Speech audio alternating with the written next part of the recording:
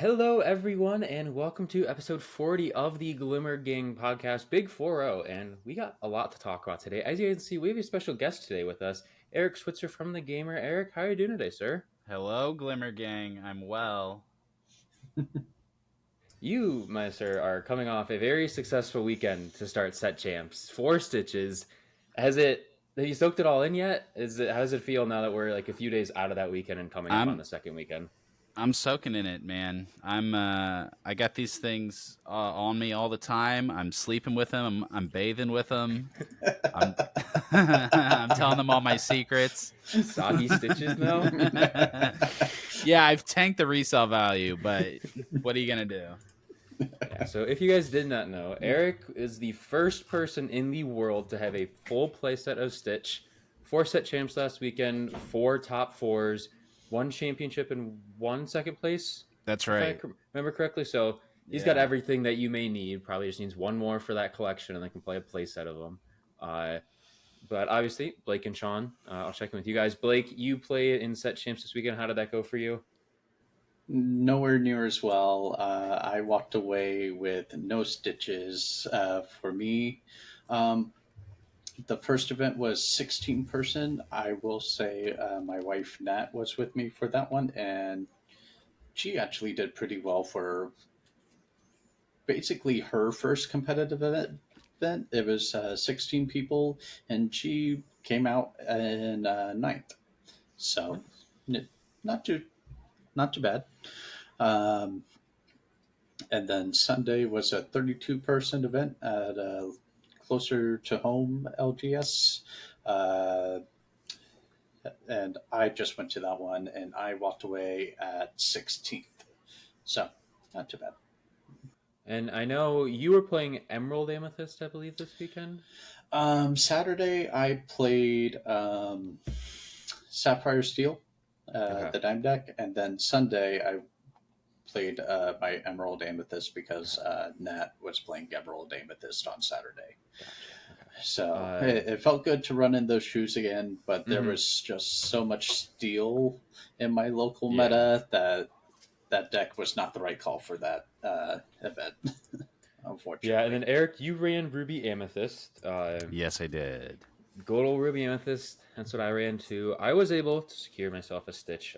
Saturday, I went top eight and then lost in top eight, which is probably one of the worst feelings in these events, I think, just because Yeah. you're one win away from that stitch. But Sunday, I was able to top four. I unfortunately lost in top four. I just playing Ruby Amethyst, kind of Amber Steel, just wiped me. I think game one in that I had three be prepared in hand and they got wheeled, which was just it was Ouch. Mm, terrible. Ouch. And Yeah. then game Ouch. two, I didn't see a single be prepared the entire game, so that was unfortunate. But I have one more this weekend.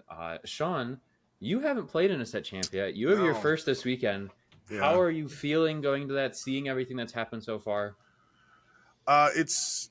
I mean, it was fun watching everybody play all weekend long and whatnot. Don't get me wrong; it was a blast seeing everybody do well and not so well, and the experiences they had. And I feel like on one hand, I have a little bit of a leg up because I got to see what a lot of people are playing, but everybody's switching it up for weekend too. So Mm-hmm.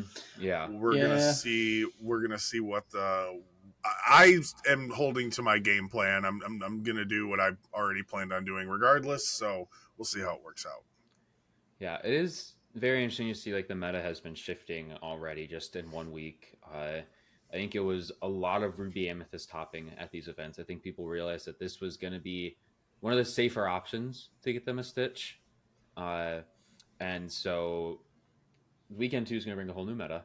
But Eric, I want you kind of just talk about your weekend before Stitch. Obviously, very long weekend. You talked about a lot on this Yeah. weekend, but for those who may not watch that or want an update, how was your weekend doing this amazing thing? It was a lot, man. Yeah. I finished the fourth one at pretty much exactly 48 hours after the first one started. So it was nonstop Lorcana. The first event was 53 players, and it was sweaty, dude. It was all like Grandmaster Pixelborn players and Lorcana content Mm-hmm. creators. Uh, Yeah, that one was tough. The other three were like, it was like 24, 28, 22. Okay. So all under 30, which was really nice because it meant only 5 rounds of Swiss. Um, so I was able to play 3 and then draw 2 and kind of keep my stamina up. That was ended up being really important for me to get through it all. Just being able to take some draws here and there and take a break so I could go eat, because otherwise I was just either driving to events, sleeping, or playing from Friday night to Sunday night. Yeah, definitely a lot there. And I do want to touch on IDing because obviously this has been an interesting topic over the past week in the TCG space. All of us have been playing or been around TCGs for a good amount of time. And Sean, I'll go to you first because you played competitive Digimon, and I wanted to ask you about IDing. How does that? Do you like it? Do you not like it? What are your thoughts on it? I feel like my personal opinion on it. I don't love it personally, Mm-hmm. but at the same time, it's one of those things you kind of just have to accept when you, especially when you get to events that have significant pricing. So, Mm-hmm. I mean, it's the nature of the beast when you get right down to it. I don't, like I said, I don't love it, but I understand why. I understand why Yeah. it's done. Blake, your thoughts on the whole topic of conversation? Yeah, I'm pretty much on the same boat, but I have seen the negatives of it. Like for Nat on Saturday, like the top people all drew, and the rest of us had to play out our games to try to see if we could get into that top cut or at least into the pricing, which was going to be for top 8. And Mm-hmm. because of that, she did well enough that she could have placed higher and gotten into the top 8. But because of the way the math works with some of the intentional draws, she got pushed a little bit out of pricing. Uh, so, um, it, it, it's a thing to have to handle and deal with, but yep, it Yeah, is. I It's kind know. of a very. It is what it is, and yeah, it's just is what it is. Yeah. And then Eric, you just mentioned that like you were able to win your first 3 and then draw the next 2. Having that break, it changes a lot, I think, in your complexion of the day because obviously you're playing Ruby Amethyst, that is a thinker's deck. You're not going to really go into a matchup and not be able to just kind of coast through. You're going to have to think about things. And so could you talk on like that break and why it is so important when in when going to these high level events? I mean, I played like I would play like 3 mirror matches in a row. Like Mm-hmm. when you're playing 3 Ruby Amethyst mirror matches, it feels like you've been playing for 6 hours. Yeah. Yeah. Like Yeah. it is such a grind. None of my draws got me into the cut. Like Mm-hmm. when I took them, I was already in. Um, and in some cases, like beating my opponent would have knocked them out. Mm-hmm. So like the draw helped my opponents more than it helped me. There you go. Totally get that it messes with people that have already taken some losses. It like hurts their chances of getting in. Yeah. I totally get that. Um, I I won my first 3 games, so Right. Yeah. There are many Like- facets to it. You know, it's not Yeah. just, it's nowhere near 1, 2, or 3 sided. You know, Yeah. it affects a lot of different things in a lot of different ways. yeah. But it you know it would be different if it was one day, like if you, at Atlanta or one of the upcoming DLCs, like maybe you'll get to draw your last game, you know. Right. Mm-hmm. But this would, because it was 4 separate events, and the Swiss rounds were so brief, it was a different it was a different beast. So it allowed me to take more draws, which was ended up being really necessary for me to be able to keep going. Mm-hmm. Because I mean, even though I took 5 draws total over the weekend, but I also played I don't know, 18 games Right. or something Right. like yeah. And I never lost a game in Swiss. All hail the king. Right. I'm But interested to see Atlanta and how the 2-game format affects this type of thing. Like, I know it will have an effect on it. I just want to see how much, yeah, Because playing out yeah, that last game and trying to get 3 more points might mean everything. it Yeah. might. Yeah, I'm sure it will. If you're undefeated at that point, you could potentially Yeah, take a you draw probably just as you would. Yeah. Just as you would anyway. But yeah, it should. That's part of the idea of doing the 2-game rounds is to Exactly. limit how many draws people are taking. So Yeah. And like this is also obviously something that is so new. So obviously I think someone's going to do the math on like how many points you need to get into top cut depending on how many players there are. But right now we don't really have a way to calculate that. We don't know how many points is going to get us in the top cut with this 2-game format. And so it'll be interesting. Obviously, Disney Lorcana is a very new TCG. They're trying new things, and I think we should applaud them for doing that. And it'll be interesting to see how it impacts IDs. And like you said, Eric, those Ruby Amethyst Mirror matches, I did want to touch on that, are just very grueling. I know I our top 8 got played out really weird, where the judge left for 30 minutes and said, if you want to play out, to like go put his kids to bed, and Fair. he said, if you want to play it out, play it out. So a Ruby Amethyst Mirror started, and I probably waited 20 minutes for my top 8 opponent to get there, and I was playing against Amber Ruby, and we finished our game and then I was waiting again for another hour. Their mirror match probably took 2 hours, if I won't lie. It went to 3 games, and so Easily done. yeah. Which it's crazy, like, to think, like, you just get, like, when playing these games, you have to remember, like, different decks into each other are going to just take forever to finish a game, because it's always just like, how do I make you flinch before I flinch and all that stuff. yeah, I mean, the way I build it, it has really poor questing power. I've got Surfer Minis and Tremaines questing for 2, and everything else is questing for 1 or 0. So finishing games against other control-y decks, like I drew with a blue steel just because we could not finish the 3rd game. I could definitely draw um, with blue red. That could happen. So yeah, it's definitely tough to finish games right now, unless you are playing really fast, and you just can't control how fast your opponent is going to play. I didn't ever like call the judge on anyone for playing slow, but I definitely was in games where I was like, I don't think we're gonna. If I don't 2-0 this, we're not gonna finish because of how slow this person is playing. Right. And it almost put me off the deck. Like there was a point about a week before this all started where I thought about dropping Ruby Amethyst just because I cannot control how slow my opponents are going to play, and I don't want to be drawing games. But luckily, I 2-0'd enough that it didn't matter. Yeah. But almost all of my 2-0s felt like they would have went to time. It was close enough that I don't think we would have finished 3 games.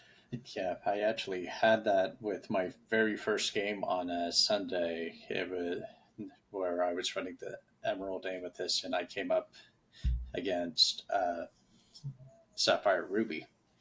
And game 1 went really long, and then game 2 went so long that we went to time, and they ended up taking it for the 2nd game. So we just ended round 1 with the draw, and it just felt weird with starting the day off that way.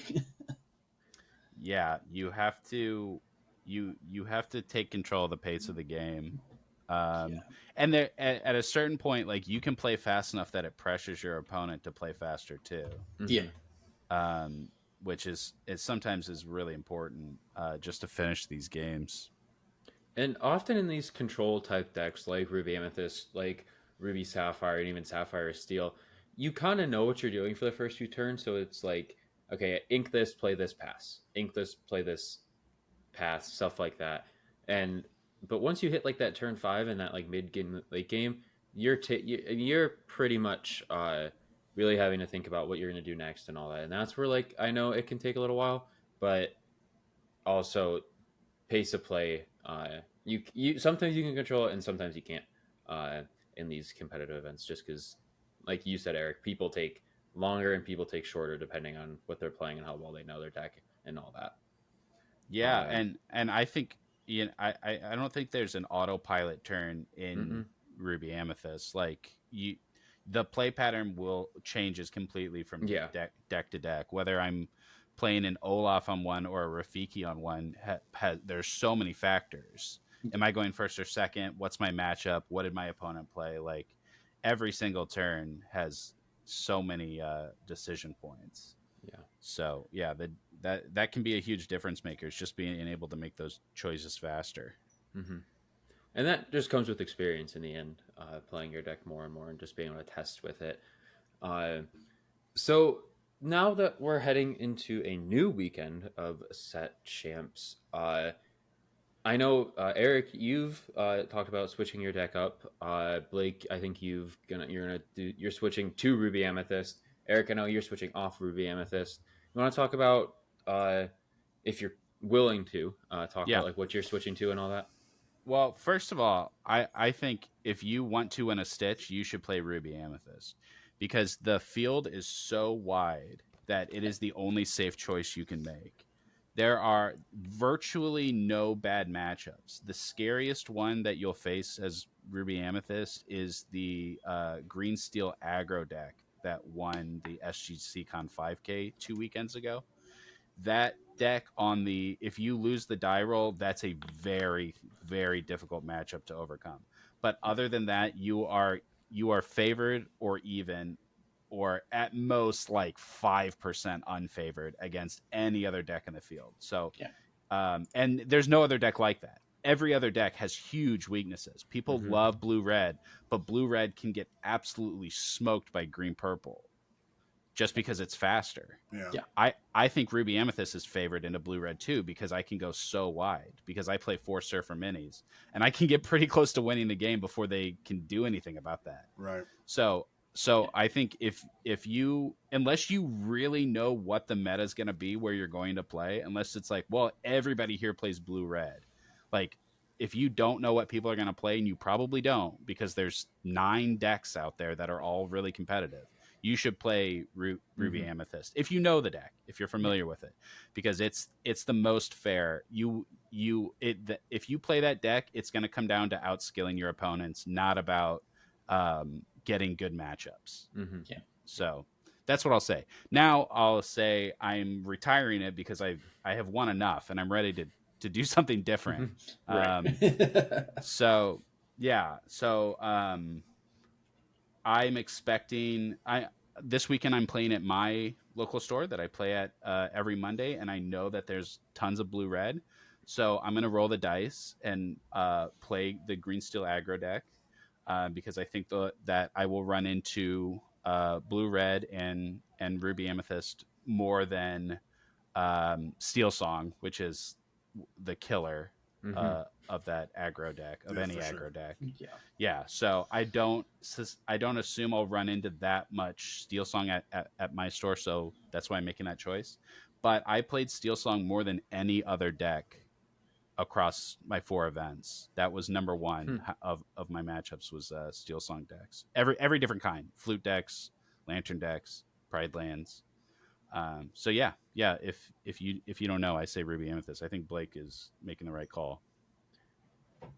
Yeah, I know. I'm sticking with it this weekend, partially just because I didn't really want to learn a new deck in the week Fair. or have to Mhm. test a new deck. But like, how are you feeling with Ruby Amethyst? Seeing how successful it has been, uh, and how are you feeling going into this weekend playing that list?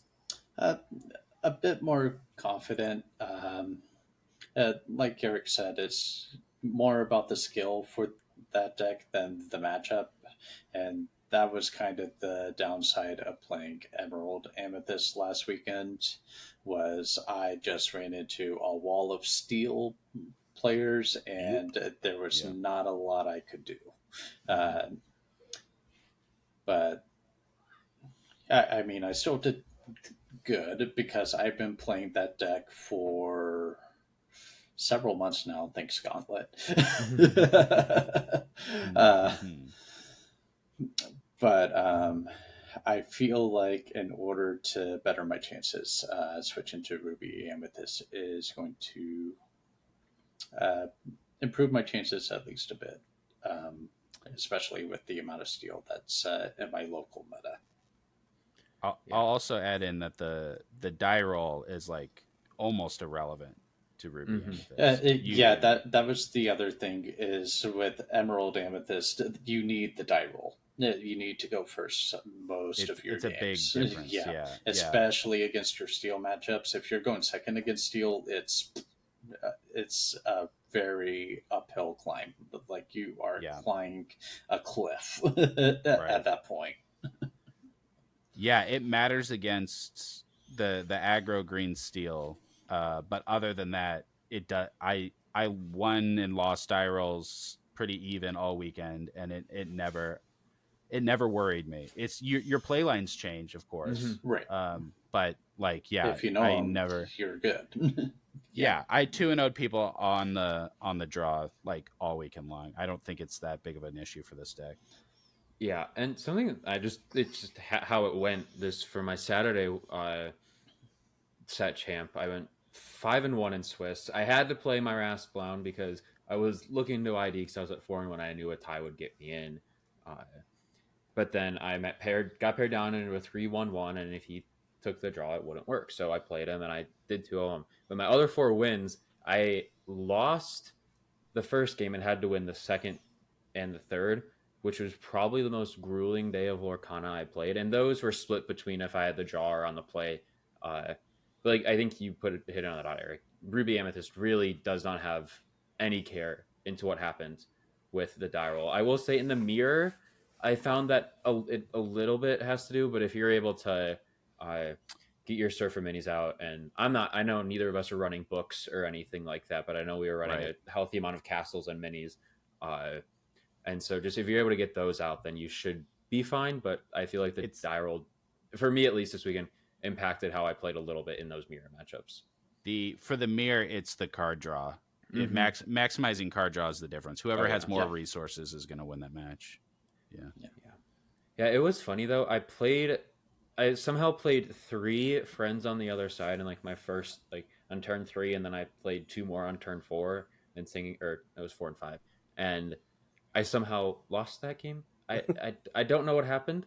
I just managed to lose my resources a lot quicker than he did. Live and learn. I gotta stitch that day. So, I know before we move on to a few other topics we have to talk about today, Sean, you had one last question for Eric on the set champs and all that. Yeah, honestly, I just like how grueling was it for you to play for that many stitches in that short of an amount of time? And like, what are some things you would recommend and wouldn't recommend for people out there maybe trying to do that same thing next set champs or this coming weekend? Yeah, for sure. So you have to play every game as if it's the only game you're playing. You have to be in your games 100% of the time. So part of that is like letting go of every misplay you made in the game before, or the loss that you took and how important this game is now that you've already lost one. Like all of that stuff has to be like out of your head. You have to be playing the game that you're playing right now and nothing else. So one thing that I did was I took lots of notes between rounds. So I'd finish my game and I'd write down what I was feeling, what I was thinking. Part of that was because I knew I was going to write a story about it. So that's sort of a unique thing to my situation. But I think it's good to dump your feelings out so that you can get into the next game and just be in that game. That's really important. I like that.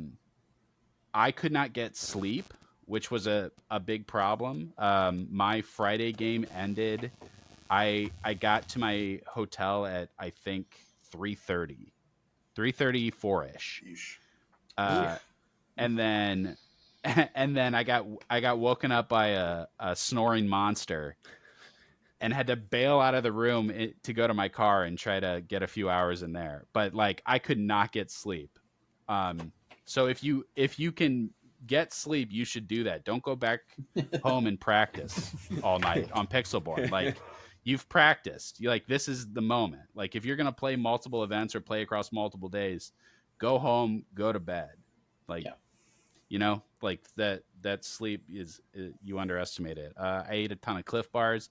I was snacking all day long. I was, eating protein stuff because you just like sit there and burn calories with your brain. It's the craziest thing. So yeah, all like paying attention to your bio needs when you can is important because you have to be 100% in the games that you're playing while you're playing them. If you're gonna, play 9 games in a row, like that's Yeah. crazy. That's a crazy thing to have to like put your brain through. But yeah, it's just like I've played I have not played card games. I've played like poker and like casino games, and it's so easy to get tilted, man. Yeah, Mm-hmm. Like you get a bad beat, somebody it's top true. decks you, super lucky. It is so easy to be like, this is unfair. Like there's nothing I can do. You just sit there stewing. Like, what am I supposed to do? Like you just start telling yourself, I don't have a chance. And like you've lost once you fall into that mindset, right? Right. Like Yeah, it's you true. can't get that negative Yeah. about it. There was a funny moment on my Sunday set champ. There was this kid, I'd say 13, 14, around that age, brought a Ruby Steel deck. I didn't get a good look at those locations or not, but he won round 1, and the guy he beat just dropped right then and there. Wow. And it was the talk of the store the entire day. And the kid did well. I believe he went 3-3, played really well during the day. He knew the game really well, which was really cool to see. In the indie area, I haven't seen many kids come and play, but to be able to see that was So really is cool. that why he dropped? Is because a kid beat him round 1? Yes, that was exactly why he dropped. Imagine Wow. having such a fragile ego. You gotta like remove that kind of thing if you're gonna do something like this. You know what I mean? Mm-hmm. Right. Yeah, I actually ended up playing a kid. He couldn't have been. He was maybe 8, 9, and you just gotta have fun with it. Yeah. Those are the moments where you should probably turn off your competitive. Like, no, I didn't turn off my game plan. I demolished him. Right. But also realize you're playing a kid. I'm playing a kid, and like helped him where I could. I didn't like play for him or anything, but I just remembered like, oh hey, you didn't do this. Mm-hmm. Yeah. He did try to pull a fast one on me where he played a whole new world and acted like he had a Jafar on field, even though he was playing Amber Steel. And I was like, there's no way you got 7 lore off of that. Yeah. Good try. Kind of. So watch out for the kids, but also Right. You just gotta relax in those games, because if you let yourself get into your head too much and you're saying, oh, I'm playing a kid, Yeah. And then if you end up losing, yeah, you're gonna feel like that. But Yeah, I mean, in the end of the day, you probably should realize that it's a competitive game. These kids are here to win as well. And so always remember that. All right, so that is all we're going to talk about with Set Champs today. I want to say another congratulations to Eric on the Thank 4 you. stitches. Great feat that you accomplished. You also got to release a really cool story right before we started recording here on the Gamer. If you guys don't know, Eric writes for the Gamer. He does amazing things. You should go check him out. But you got to reveal a new mechanic, Sing Together, which they're higher costed songs, but different. You can use multiple characters to sing them together. And we got 6 different ones from different movies. Probably the most one of the cooler things I've seen so far, I think, out of this game. It is going to be really interesting to see how these play. Obviously, I don't know how I feel about them going into competitive decks. I'm excited to see what they can do. But obviously, you got to see these before we all did. When you saw them, when you saw they were going to be able to be revealed, thoughts on them and the whole mechanic together? Yeah, man, I'm psyched about this. So I know like people have been floating the idea of duets or Mm-hmm. like a singer keyword where a character can help sing, but I don't think anybody quite nailed exactly what sing together would be. Yeah. And the idea that not only can any of your characters sing together, but also your teammates' characters. So for like the new co-op mode, the Illumineers quest, you and the people you're playing with can all exert your characters to sing these high cost songs. And then who knows, like 2v2, maybe Yeah. sing together is something that gets a lot more value in 2v2 games. So 2v2 sounds um, so fun to me. Yeah. yeah, Yeah. yeah. I think that'll be really cool if that happens. But Teddy, you mentioned like what the competitive viability of these is going to be, and at first I was like, who's going to put a 10 cost uninkable song in their deck? Like, it's just not really realistic. But there are, I think that there are some cases where these songs can be played, Mm-hmm. especially in an Amber deck that has singers already. I mean, if you play a Cinderella Ballroom on turn one and then a Sebastian on turn two, you're singing for 7 on turn Yeah. 3 already. Like Mm-hmm. they're, two Ariel's spectacular singers can sing a 10 cost song. That's it. Mm-hmm. So I think that there is some viability, particularly in Amber. One thing that I'm interested in, if we can talk about a specific card. Sure. So Under the Sea is a Emerald 8 cost uninkable. And it's put all opposing characters with 2 strength or less on the bottom of their player's deck in any order. You're putting their board Yeah. under the sea, right? Mm-hmm. So one thing like we've seen in Amber is a lot of strength reduction. So like I'm wondering if maybe shifting Kita, dropping your opponents all of their characters' strength down, and then having her help sing Under the Sea to board wipe them could be viable, right? That sounds pretty Yeah. great. Honestly, I'm not gonna lie. I like that. Yeah. Yeah. And there's other like painting the roses red reduces strength. Patch the puppy patches. I can't remember, but yeah, Yeah. there's strength reduction that can make Under the Sea work better. Because on the surface it's just like an anti-aggro card, right? But maybe there's something to that. And then I think with Look at This Family only costing 7 and being inkable. Look at This Family says look at the top 5 cards of your deck. You can reveal 2 characters, put them in your hand, and then put the rest of the cards at the bottom of your deck. So I think, yeah, a 7 cost inkable. We already play a 7 cost uninkable in Mm-hmm. Ruby. And this one can be sung by multiple characters, and you have singers in Amber. Like I think this one might be okay. With the new Ariel we got that has Singer 7, I definitely could see this one seeing play. Mm-hmm. Turn 4 and then turn 5 singing this with Ariel and being able to find those like important 5 cost card characters that you may need in like Amber Steel, for example. Yeah, yeah, and then you're playing your Beast right away or your Robin Hood Mm-hmm. right away, right? Mm-hmm. Yeah, that I could definitely see that being played. The other ones like Second Star to the right is a 10 cost uninkable amethyst. Chosen player draws 5 cards. Like that's an incredible. That's like a one-sided whole new world.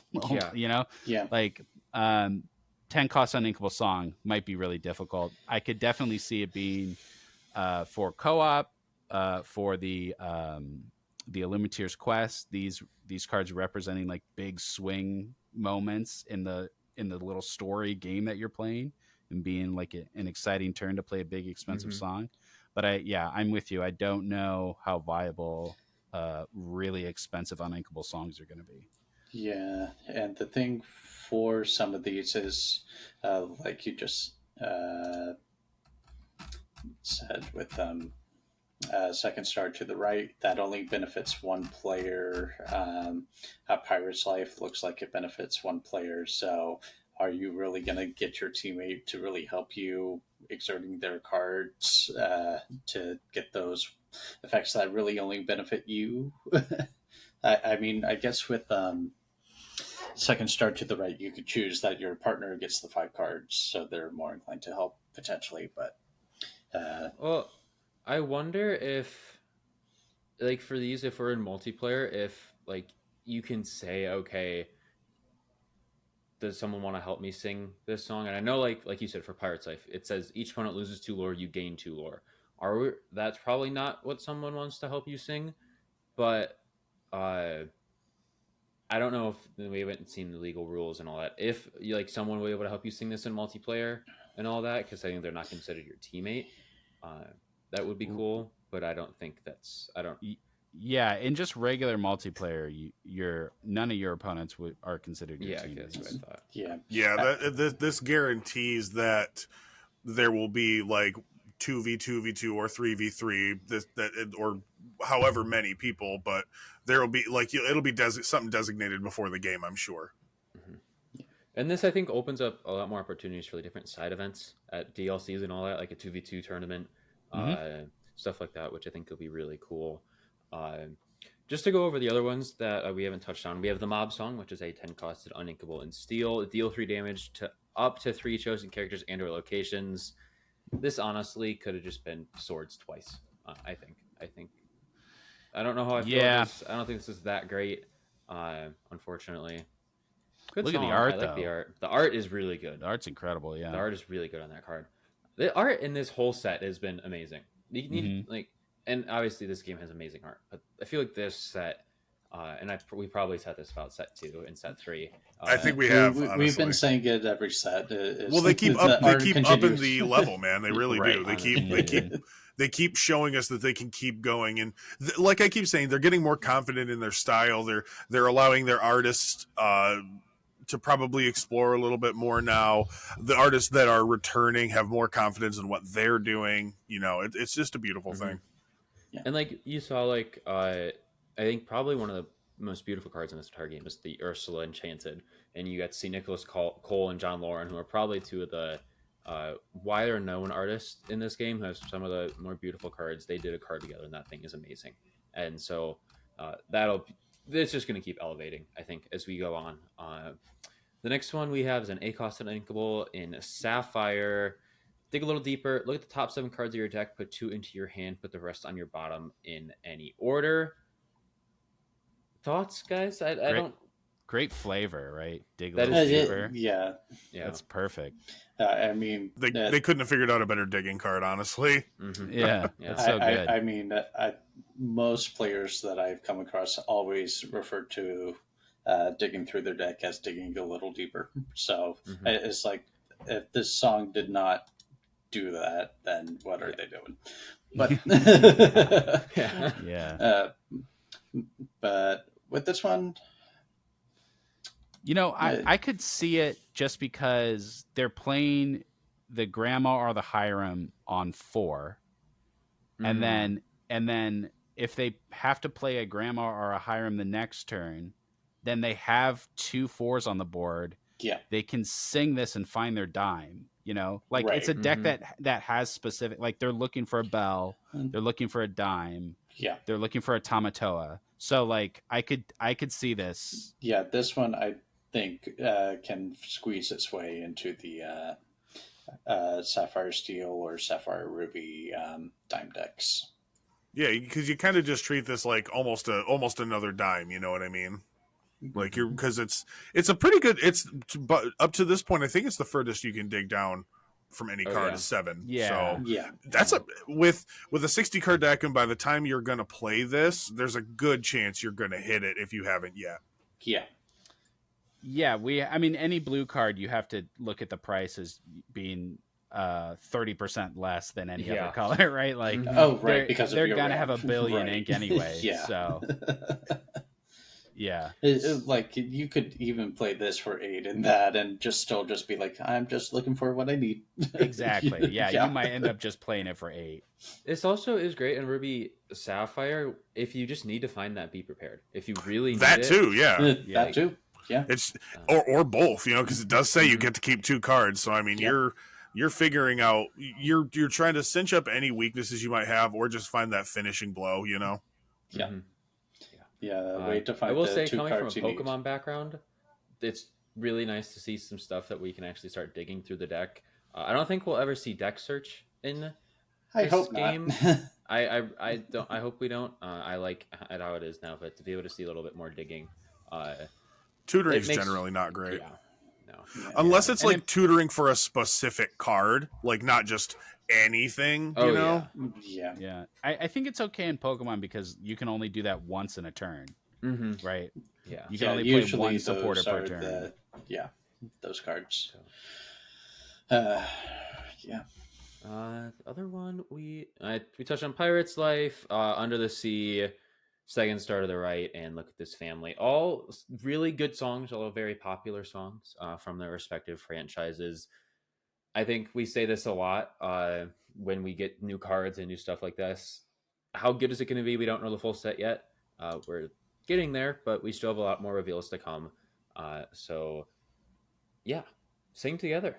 New keyword, and we also got another new keyword. We got a new way to shift, and this will be the last thing we talk about in this episode.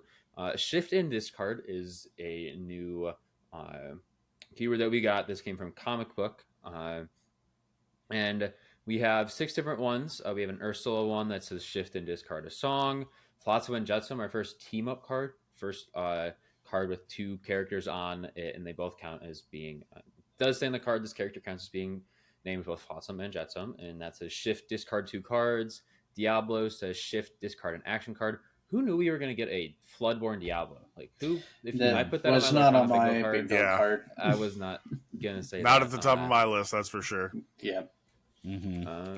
We got a Li Shang, which is a shift and discard a character card. Olaf, a shift and discard an item card. This is my favorite card in all of Lorcana.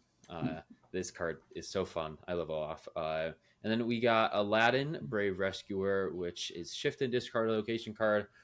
Right off the bat, I'm weary of these because I don't really want to be discarding. We don't really have a reason to be discarding. There's nothing that's rewarding us for Chernabog. discarding.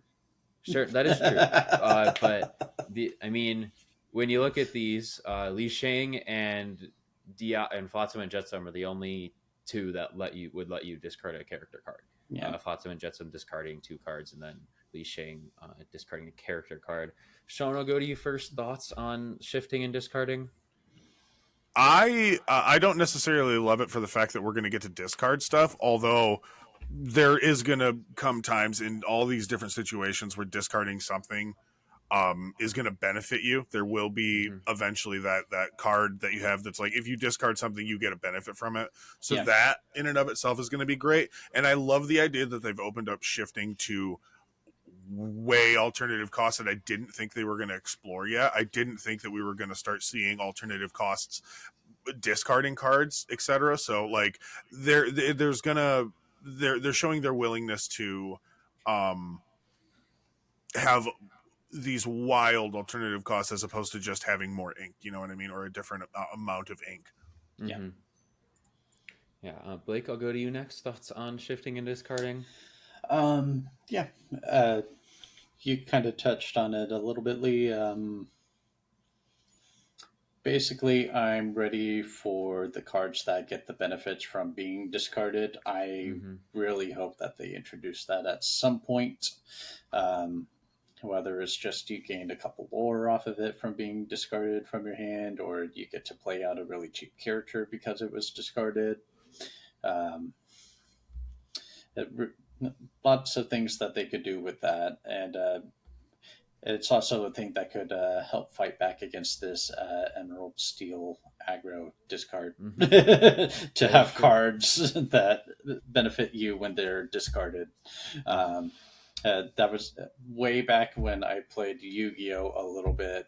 One of my favorite deck types was the Dark World monsters, and all of those had different abilities that activated when you discarded a card. There were even some where it was specifically if your opponent makes you discard a card, it gets an extra ability on top of that. So I would be really interested to see something along those lines for the Lorcana. Yeah, I do find this very interesting. I honestly think we see an item or something that you get to play and you get some benefits. I think Olaf, it would fit in perfectly in that deck. Discard an item card if there's like I said this in the latest edition of the Illuminary Gazette that like there'll probably be a carrot that like when it's discarded, uh you whatever you like you get plus strength for Olaf or something like that. Maybe we get a song for If it's Sapphire, something Sapphire would probably do is if this is discarded, put it in your inkwell. Yeah, I could see. I Yeah. could definitely see that. Eric, I'll go to you. Mhm. Last thoughts on shifting and discarding? The idea of an alternate shift cost is great. These examples are really weird though. I think like when you think about shift, you have to also remember that you're killing a character. So there's Right. two costs here. Mm-hmm. Right? It's the card you discard and the character you lose on the board. So if you're gonna shift something, it has to either be on curve. That has to be like vital. Like, for so long we shifted Big Tank on curve because you wanted to get that early board clear. Or like the ideas that you guys were saying, where there has to be a value in discarding something. Yeah. For these examples, like almost all of them are 3-cost cards, right? Yeah. Yeah. Like the only on curve value you're getting is if you're shifting a 1 on 2 instead of just playing this card on 3.